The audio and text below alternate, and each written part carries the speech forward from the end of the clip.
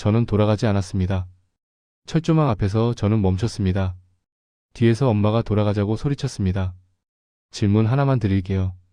당신이라면 엄마라는 한마디에 다시 돌아가시겠습니까? 아니면 끝까지 넘으시겠습니까? 돌아가는 순간 더욱 감시가 심한 번호 A-6호로 살아야 한다는 것을요. 사람들은 이걸 특권층이라고 불렀지만 그냥 보고되고 기록되고 필요하면 회수되어지는 표시. 지금부터 평양의 한복판에서 시작된 그 번호의 이야기. 왜 저는 동생 손을 잡고 얼어붙은 강을 건넜는지 들려드리겠습니다. 구독과 좋아요 눌러주세요. 진실을 전하는데 큰 힘이 됩니다. 그날 보위부 명단에 제 이름이 올라갔습니다. 아니, 정확히는 이름이 아니었습니다. A-6호. 저는 19살이 될 때까지 이름 대신 코드로 불려왔다는 걸 그날 알았습니다. 김일성 종합대학 1학년. 평양 중구역 창간거리 거주. 당 최고 지도자 수뇌부 자녀 그리고 회수 대상. 그 명단이 뜻한 건 조사가 아니라 회수였어요. 지금 생각하면 그때부터 이미 시작된 거였습니다. 하지만 그 전까지 저는 아무것도 몰랐습니다. 저는 평양 중구역 대동강이 내려다 보이는 아파트 15층에서 자랐습니다. 간부 전용 주택가라고 외교관이나 당 조직 사람들만 사는 곳이었어요. 아침마다 엘리베이터가 섰습니다. 우리나라 일반 아파트는 전기도 끊기는 경우가 많은데 이 건물은 달랐죠. 1층 로비에 서 있는 경비원은 제 얼굴을 알고 있었습니다. 태준 동무 학교 가시나? 무전기를 든 그의 목소리는 언제나 부드러웠습니다. 하지만 지금 와서 돌이켜보면 그 무전기 너머로 누가 듣고 있었는지 그때는 몰랐습니다. 딸깍 무전기에서 나는 작은 신호음 A-6 외출. 아마 그랬을 겁니다. 저는 이름이 아니라 번호였으니까요. 집 냉장고에는 외제 과자가 있었습니다.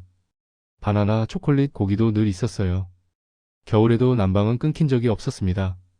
다른 집들은 연탄 구하기도 하늘의 별 따기인데 우리 집은 따뜻했어요. 창밖으로 보이는 대동강은 겨울이면 얼어붙었지만 방 안은 늘 20도가 넘었습니다. 명절이 되면 어머니는 만두를 빚으셨습니다. 돼지고기에 두부, 숙주를 넣어서요. 그 냄새가 집 안가득 퍼지면 옆집에서도 부러워했습니다. 평양 시내 일반 주민들은 명절에도 옥수수죽을 끓이는 경우가 많았거든요. 어린 시절 아버지 손을 잡고 모란봉에 올랐던 기억이 납니다. 산 위에서 내려다본 평양은 아름다웠습니다. 김일성 광장, 주체사상탑, 대동강을 가로지르는 다리들.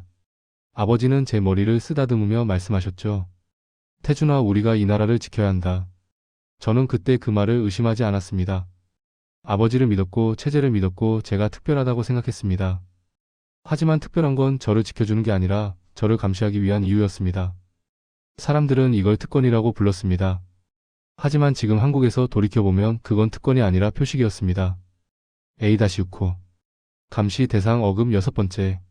그게 제 진짜 이름이었습니다. 그때는 몰랐습니다. 그 특권이 곧 표적이 될 줄은. 그리고 그 번호가 제 인생을 송두리째 바꿀 줄은요. 2018년 2월. 저는 어머니를 따라 남쪽에 갔습니다. 평창 동계올림픽. 김일성 종합대학에 입학하기 전 고등중학교 6학년 때였습니다. 어머니가 수행단에 포함되면서 저도 따라갈 수 있었어요. 당시만 해도 저는 영광이라고 생각했습니다. 인천공항에 내렸을 때 공기부터 달랐습니다. 차가운 2월 바람이었지만 그 공기엔 뭔가 다른 게 섞여 있었어요. 지금 생각하면 그게 뭔지 알 것 같습니다. 두려움이 없는 공기였습니다. 사람들이 웃고 있었습니다. 공항 직원들, 택시기사, 지나가는 사람들. 그 웃음은 누가 시켜서 짓는 얼굴이 아니었습니다. 평양에서 우리도 웃었습니다. 명절이면 광장에서 춤을 추고 노래를 불렀죠.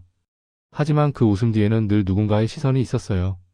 인민반장, 보위부원, 당 간부. 여기는 달랐습니다. 평창에서의 나을. 저는 경기장보다 창밖을 더 많이 봤습니다. 어머니는 회의에 가셨고 저는 숙소에 혼자 남아 텔레비전을 켰습니다. 채널을 돌리는데 끝이 없었어요. 10개, 20개, 50개. 뉴스만 5개가 넘었습니다. 그리고 그 뉴스에서는 대통령을 비판하고 있었습니다. 대통령의 이번 결정은 졸속입니다. 국민이 납득할 수 없습니다. 화면 속 사람들은 잡혀가지 않았습니다. 제 손이 떨렸습니다. 마지막 날 밤 어머니와 함께 차를 타고 서울을 지나갔습니다. 강남이라는 곳이었어요. 불빛. 평양도 밤이면 불이 켜집니다. 류경호텔, 김일성 광장, 중구역 간부 아파트. 하지만 그건 전시용 불빛이었습니다. 보여주기 위한 빛. 강남의 불빛은 달랐습니다. 건물마다, 창문마다, 거리마다 불이 켜져 있었습니다. 그리고 그 불빛 아래서 사람들이 걷고 있었어요. 밤 11시가 넘었는데도요. 어머니, 저 사람들은 왜 안 잡혀가요? 제가 물었습니다. 어머니는 한참을 말이 없으시다가 작게 대답하셨습니다. 여긴 다르단다. 그날 밤 숙소로 돌아와서도 잠이 오지 않았습니다. 창밖을 보며 생각했어요. 우리는 왜 저렇게 살 수 없을까? 그 질문 하나가 제 머릿속에 금을 냈습니다. 평양으로 돌아온 뒤 집 분위기가 달라졌습니다. 어머니 주변이 조용해졌어요. 전에는 주말마다 찾아오던 손님들이 뚝 끊겼습니다. 전화도 줄었고요. 어느 날 저녁 어머니가 전화를 끊으시고 한숨을 쉬셨습니다. 요즘 라인이 바뀌나 봐. 무슨 뜻인지 정확히는 몰랐지만 뭔가 흔들리고 있다는 건 느낄 수 있었습니다. 그리고 그해 가을 저는 김일성 종합대학에 입학했습니다. 국제정치학과. 외교관이 되라는 어머니의 뜻이었습니다. 하지만 제 머릿속엔 여전히 평창의 불빛이 남아 있었어요. 그 불빛이 곧 제 인생을 완전히 바꿀 줄은 그때는 몰랐습니다. 대학에 들어온 지 석 달쯤 지났을 때였습니다. 기숙사 옆 침대에 영호라는 친구가 있었어요. 중국 유학파 자녀였습니다. 조용하고 말수 적고 늘 노트북만 들여다보던 애였죠. 어느 날 밤 영호가 제게 다가왔습니다. 태준아, 너 밖에 대해 궁금하지 않아? 기숙사는 6명이 한 방을 썼습니다. 하지만 그날은 다른 애들이 모두 학습총화에 불려나가고 우리 둘만 남아 있었어요. 영호가 주머니에서 작은 USB를 꺼냈습니다. 들키면 끝이야. 그래도 볼래? 제 심장이 뛰기 시작했습니다. 우리는 화장실로 갔습니다. 제일 안쪽 칸.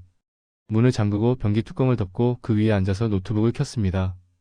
화면이 켜지자 영호가 USB를 꽂았습니다.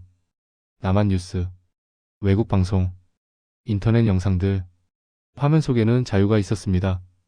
대통령을 비판하는 사람들, 정부에 항의하는 시위대, 길거리에서 노래 부르는 청년들. 그리고 아무도 잡혀가지 않았습니다. 이게 진짜야? 제가 물었습니다.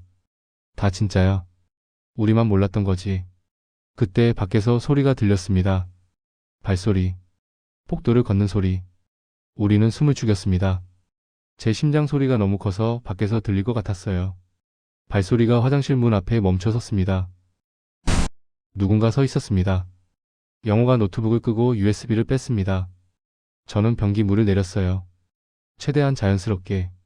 발소리가 멀어졌습니다. 우리는 10분을 더 기다렸다가 나왔습니다. 폭도는 비어 있었습니다. 하지만 공기가 달라져 있었어요. 그날 밤 잠을 이룰 수 없었습니다. 머릿속에서 계속 화면이 재생됐습니다. 자유롭게 말하는 사람들, 웃는 얼굴들, 불 꺼지지 않는 거리들. 그리고 며칠 뒤였습니다. 아침 점호 시간. 영호의 침대가 비어 있었습니다. 이불은 깔끔하게 정리되어 있었고 베개 위에는 칫솔 한 개가 놓여 있었어요. 젖은 칫솔이었습니다. 아침에 양치하고 어딘가로 간 거죠. 영호 동무는 어디 갔습니까? 한 친구가 조심스럽게 물었습니다. 지도원은 아무 말도 하지 않았습니다. 그냥 명단을 체크했을 뿐이에요. 저녁이 되어도 영호는 돌아오지 않았습니다. 이틀이 지나도 일주일이 지나도 아무도 그 이름을 입에 올리지 않았습니다.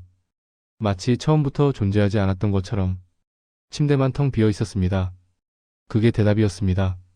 그 뒤로 기숙사에는 침묵이 내려앉았습니다. 모두가 조심스러워졌어요. 말을 줄였고 눈을 피했고 혼자 있는 시간을 늘렸습니다. 그리고 집에서도 변화가 느껴졌습니다.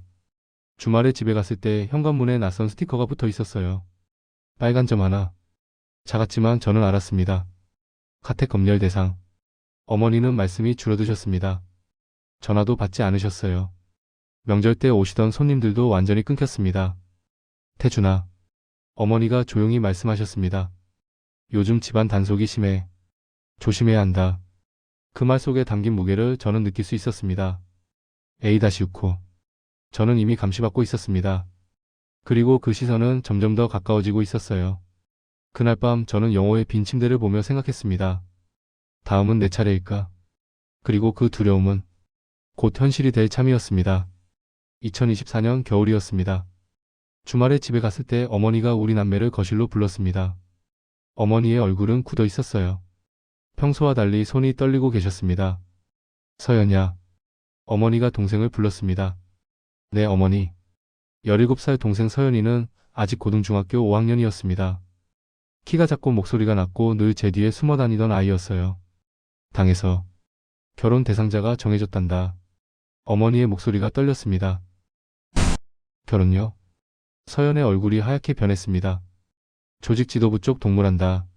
내년 봄에 식을 올려야 한대. 방 안에 침묵이 내려앉았습니다. 저는 그 순간 무슨 말인지 이해할 수 없었어요. 17살. 아직 학교도 안 끝났는데 결혼이라니. 어머니 저는 서연의 목소리가 떨렸습니다. 서연야 이건. 어머니가 말을 잇지 못했습니다. 그저 고개를 숙이셨을 뿐이에요. 저는 그때 알았습니다. 이건 결혼이 아니라 명령이라는 걸요. 권력이 흔들릴 때 체제는 가족을 묶으려 합니다. 결혼이라는 이름으로 충성을 확인하려 하는 거죠. 어머니 라인이 약해지고 있었으니까 서연을 통해 다른 파벌과 연결하려는 겁니다. 그날 밤 서연이가 제 방으로 왔습니다. 문을 열자 동생이 울고 있었습니다. 오빠. 서연이가 제 앞에 주저앉았어요. 나 여기서 살고 싶지 않아. 그 말이 제 가슴을 찔렀습니다. 여기서 살고 싶지 않다. 저도 똑같은 생각을 하고 있었으니까요. 평창의 불빛, USB 속의 자유, 그리고 영어의 빈 침대. 모든 게 제게 말하고 있었습니다. 이곳은 감옥이라고. 서연야. 저는 동생의 어깨를 잡았습니다. 오빠가 데리고 나갈게. 정말? 응. 약속할게. 그날 밤부터 저는 계획을 세우기 시작했습니다. 탈출. 머릿속에 그 단어를 떠올리는 것만으로도 심장이 뛰었어요. 하지만 선택지가 없었습니다. 서연이를 이대로 보낼 수는 없었으니까요. 2025년 1월 어머니에게 중국 출장 통보가 왔습니다. 북경에서 열리는 고위급 회의. 2주일간 평양을 비우신다고 했어요. 이게 기회였습니다. 저는 조용히 준비를 시작했습니다. 중국 돈, 몰래 환전해둔 위안화 2,000위안, 연락처, 브로커 전화번호 하나, 신분증, 어머니의 특급 출입증 4본, 그리고 무엇보다 각오. 어느 날 저녁 저는 대동강변을 혼자 걸었습니다.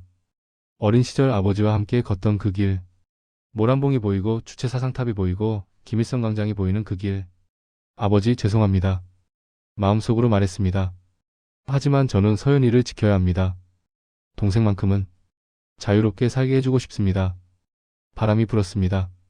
차가운 1월의 바람. 그 바람 속에서 저는 결심을 굳혔습니다. 1월 15일. 어머니가 북경으로 떠나는 날. 새벽 4시 저는 서연이를 깨웠습니다. 서연야 일어나.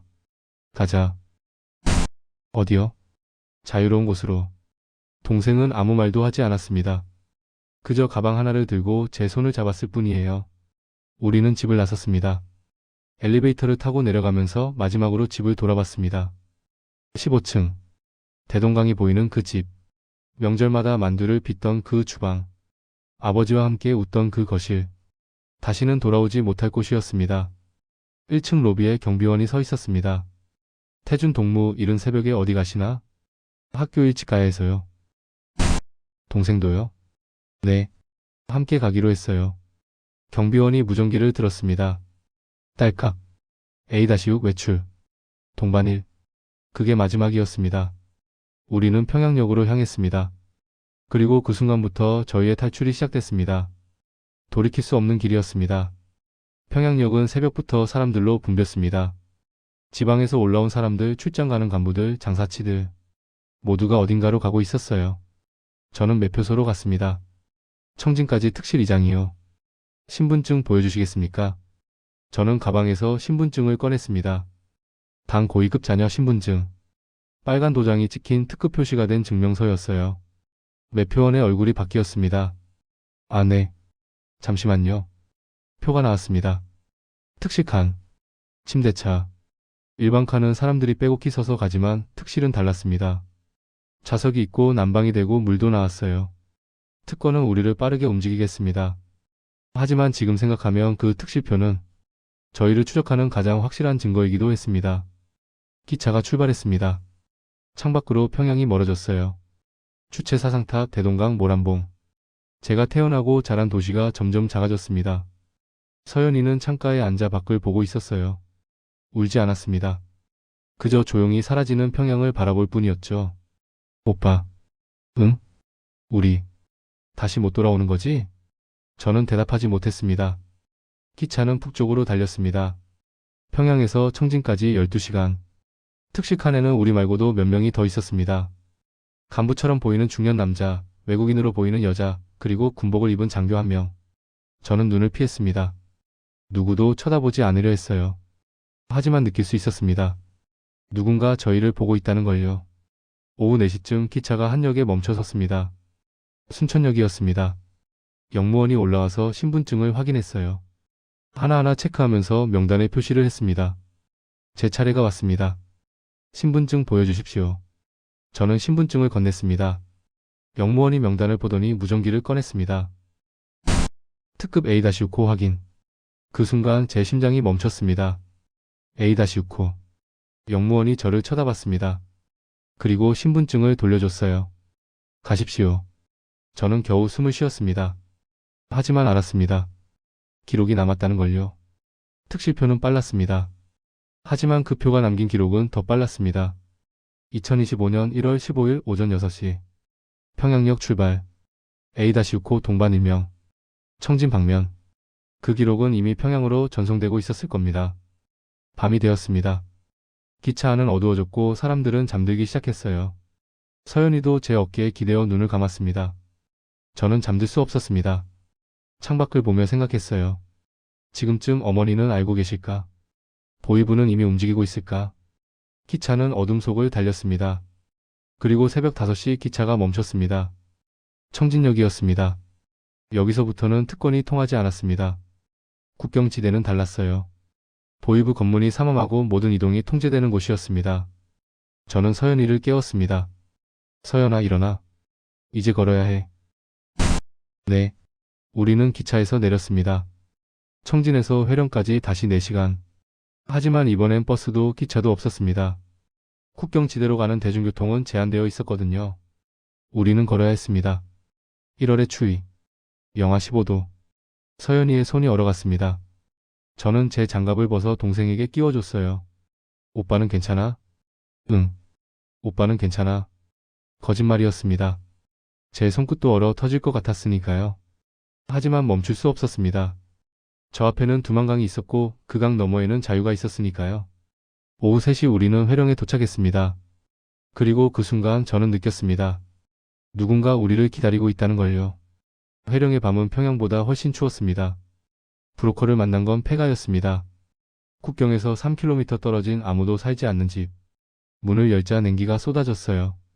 창문은 깨져 있었고 방바닥에는 얼음이 얼어 있었습니다. 여기서 기다려. 브로커는 50대쯤 되어 보이는 남자였습니다. 얼굴에 흉터가 있었고 목소리는 쉬어 있었어요. 순찰은 언제 돌아요? 제가 물었습니다. 10분마다.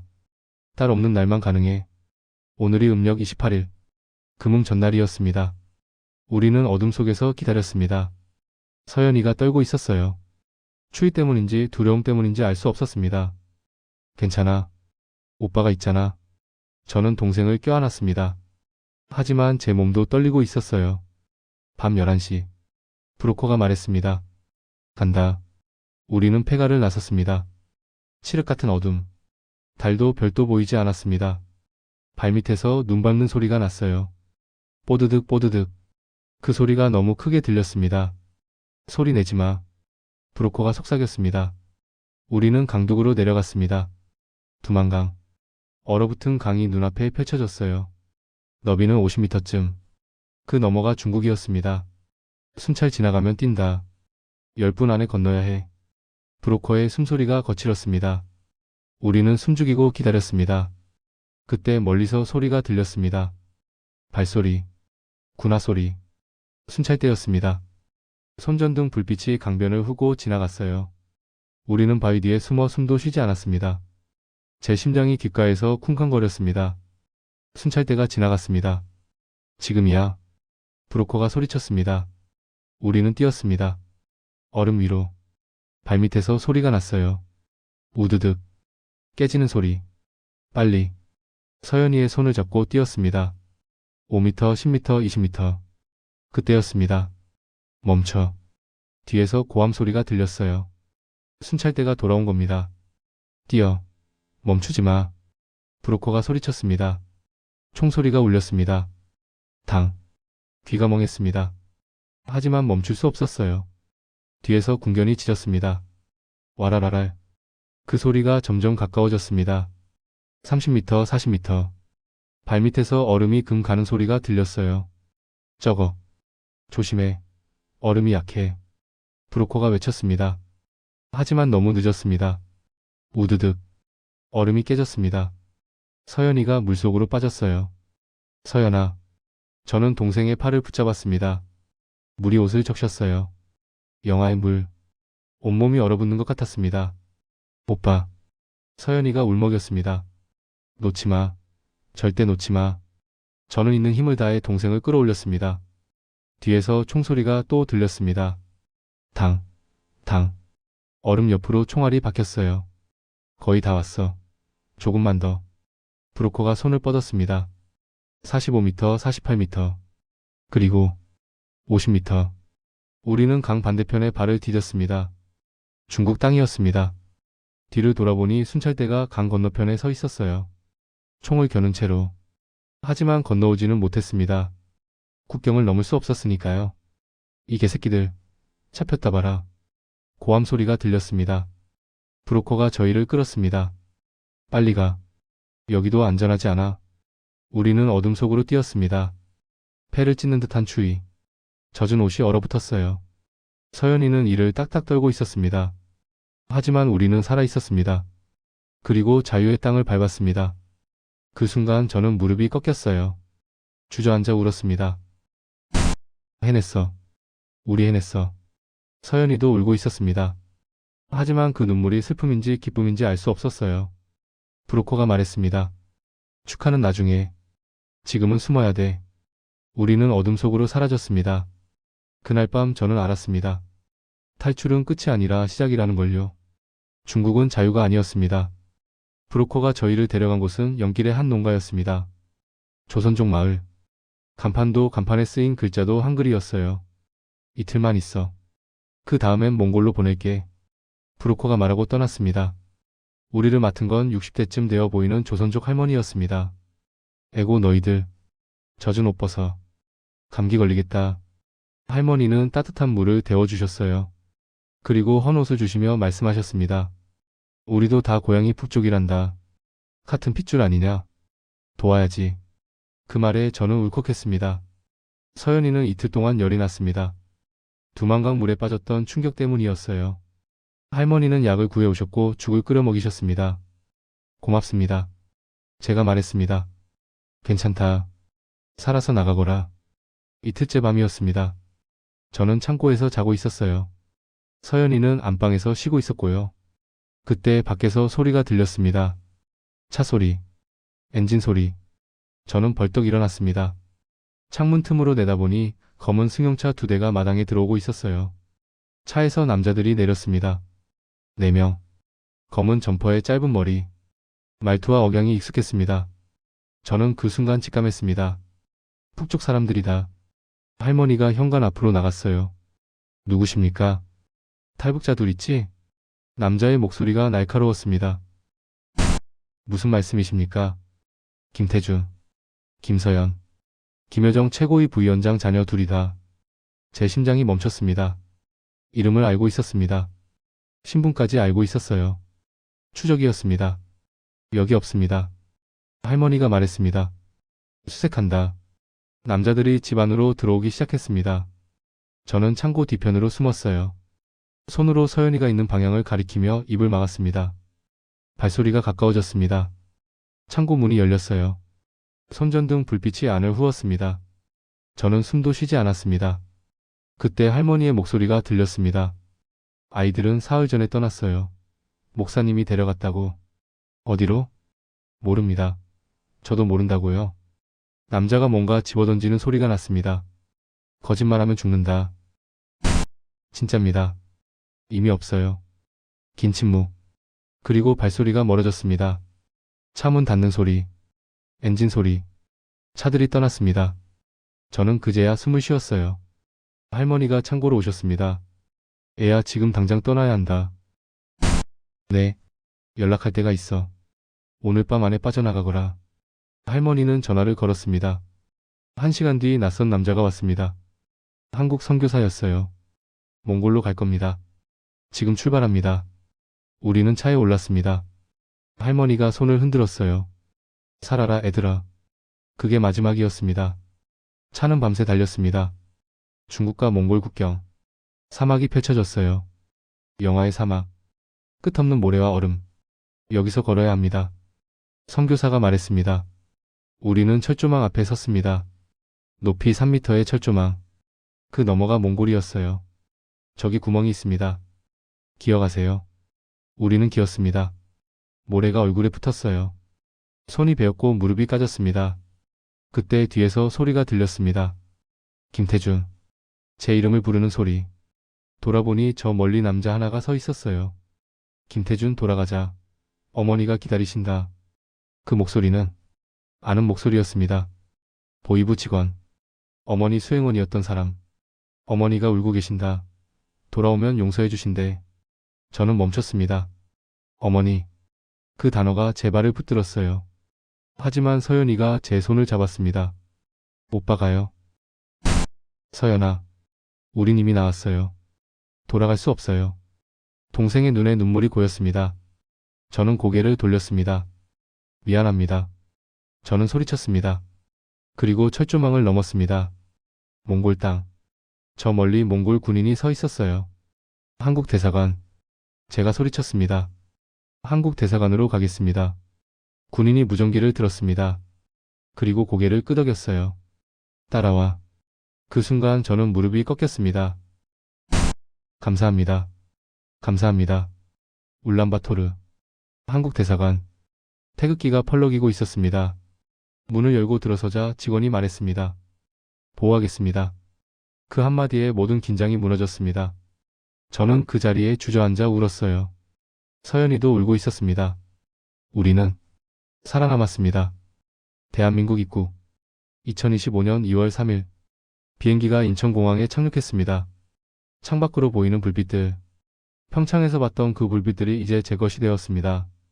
대한민국에 오신 것을 환영합니다. 기내 방송이 흘러나왔어요. 서연이가 제 손을 꽉 잡았습니다. 오빠 우리 정말 왔어. 응. 왔어.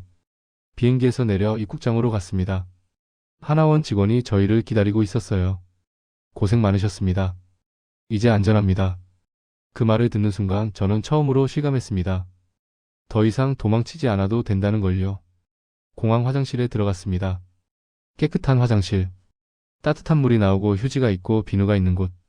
저는 칸에 들어가서 문을 잠그지 않았습니다. 그냥 문을 열어둔 채로 앉아서 울었습니다. 북한에서는 화장실도 감시받았습니다. 기숙사 화장실에서 USB를 보던 그날 발소리가 멈춰 섰던 그 순간 중국에서는 숨어 지냈습니다. 언제 잡혀갈지 모른다는 공포 속에서. 하지만 이제는 달랐습니다. 문을 잠그지 않아도 누가 들어와도 끌려가지 않았습니다. 그게 자유였습니다. 하나원에서의 석 달. 저희는 한국어를 다시 배웠습니다. 이거 핸드폰이라고 해요. 손전화기가 아니라, 동무가 아니라 친구예요. 수령님이 아니라 대통령님이고요. 말투부터 달랐습니다. 마트에 갔을 때 저는 멍하니 서 있었어요. 물건이 넘쳐났습니다. 라면만 해도 50종류가 넘었어요. 과자, 음료수, 고기, 생선. 북한에서는 꿈도 못 꿀 만큼의 물건들이 그냥 있었습니다. 오빠 이거 다 진짜야? 서연이가 물었습니다. 응. 다 진짜야. 저는 장바구니에 바나나를 담았습니다. 어린 시절 집 냉장고에 있던 그 바나나. 특권층만 먹을 수 있던 그 과일을 이제 누구나 살 수 있었습니다. 2025년 5월. 저는 대학에 편입했습니다. 서연이는 고등학교에 들어갔어요. 처음에는 어려웠습니다. 말투가 달라서 친구들이 웃었습니다. 야, 너 말 왜 그렇게 해? 인터넷이 자유로워서 놀랐습니다. 24시간 아무거나 검색할 수 있었어요. 북한 소식도 김정은 사진도 탈북자 인터뷰도 누가 저를 잡으러 오지 않았습니다. 그게 신기했습니다. 어느 날 밤 핸드폰으로 유튜브를 보다가 평양 영상이 떴습니다. 대동강, 주체사상탑, 모란봉. 제가 태어나고 자란 그곳. 화면 속에는 사람들이 걷고 있었어요. 웃고 있었고 일하고 있었습니다. 하지만 저는 알았습니다. 그 웃음 뒤에 무엇이 있는지, 그 자유가 얼마나 좁은지, 그리고 그곳에 어머니가 계신다는 걸요. 가슴이 아팠습니다. 어머니는 지금 어떻게 지내실까? 저희 때문에 처벌받으시진 않을까. 북에 두고 온 가족이 그립습니다. 대동강변을 걷던 아버지, 만두를 빚으시던 어머니, 15층에서 보던 평양의 밤, 그 모든 것이 그립습니다. 하지만 돌아갈 수는 없습니다. 돌아가면 서연이는 다시 17살 강제 결혼을 당할 것이고 저는 A-6호로 다시 감시받을 겁니다. 그래서 저는 이 이야기를 합니다. 여러분께 전하고 싶습니다. 자유가 얼마나 소중한지, 선택할 수 있다는 게 얼마나 큰 축복인지, 그리고 언젠가는 통일이 되었으면 좋겠습니다. 남과 북이 하나 되어 평양에서도 서울에서도 자유롭게 이야기할 수 있는 그날이 오길 바랍니다. 저는 우리 세대의 그날을 보고 싶습니다. 어머니께 말씀드리고 싶습니다. 어머니, 저희 잘 살고 있어요. 서연이도 학교 다니고 친구도 사귀었어요. 여기서는 문 잠그지 않아도 괜찮아요. 그리고 북에 계신 모든 분들께도 말씀드립니다. 희망을 잃지 마세요. 언젠가 우리도 자유로운 공기를 함께 마실 날이 올 겁니다. 지금 이 순간에도 저는 창문을 열고 자유로운 공기를 마십니다. 서연이도 옆에서 함께 마시고요. 그 공기가 언젠가 평양에도 닿기를 바랍니다. 이야기가 누군가에게 희망이 되길. 그리고 언젠가 평양에서도 이 이야기를 자유롭게 말할 수 있는 날이 오길. 그날까지 저는 여기서 살아갈 겁니다. A-6호가 아니라 김태준이라는 이름으로요.